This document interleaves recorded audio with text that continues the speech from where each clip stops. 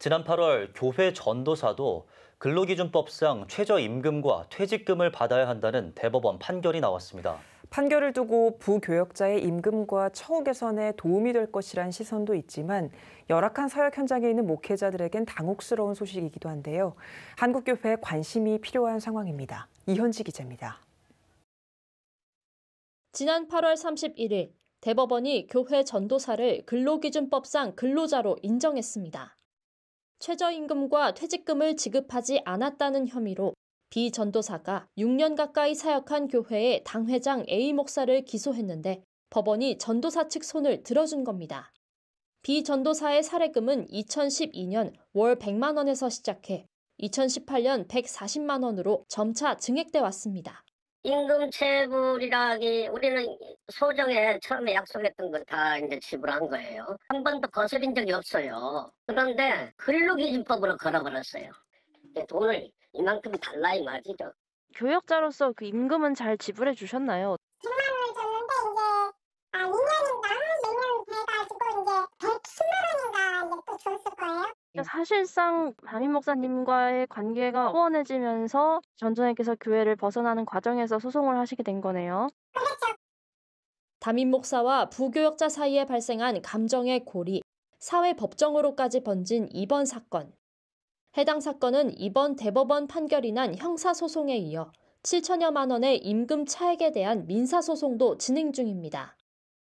법원이 전도사를 성직자가 아닌 근로자에 가깝다고 판단한 이유는 무엇일까? 법원은 비전도사의 업무 내용에 예배와 신방 등 종교 활동이 포함됐지만 오로지 신앙에 따른 자율적 행위로 보기는 어렵다고 봤습니다. 전도사의 사역이 담임 목사로부터 구체적인 지시 아래 이뤄진 점에서 노동에 가깝다고 본 겁니다. 이번 대법원 판례는 추후 비슷한 사건이 발생 시 상당한 영향을 미칠 것으로 보입니다.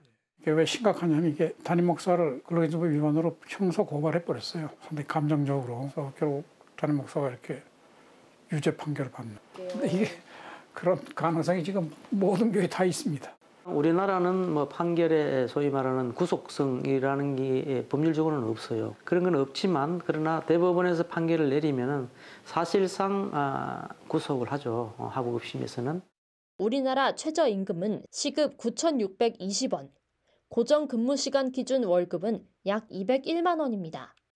이번 대법원 판결이 앞으로 부교역자의 처우 개선에 도움이 될 것이란 의견도 있지만 작은 교회의 경우 최저임금과 퇴직금 모두 지급하기란 여간 어려워 교회 실정에 어긋난다는 우려도 분분합니다.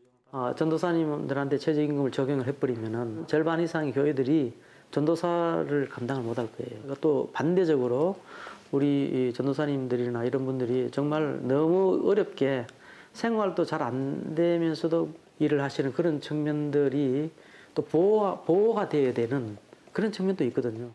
사회법정에 서게 된 한국교회. 법률 전문가들은 교회가 이제까지 소홀히 했던 부교역자의 청빙계약서 또는 사역계약서의 중요성을 강조합니다.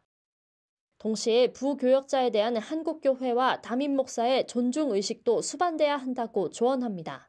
교회라고 하는 거는 우리 머리는 하늘로 두지만 우리 발은 땅에 두고 있어. 그 얘기는 교회는 국가실적법에 적용을 다 받습니다.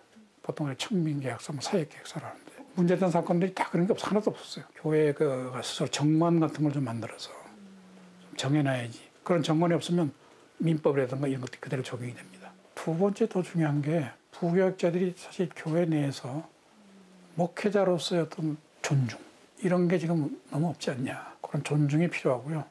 한편 한국교회 법학회는 오는 23일 부교역자의 근로기준법 적용 관련 세미나를 열고 교회들이 참고할 표준 계약 서식을 제시할 예정입니다. CTS 뉴스 이현지입니다.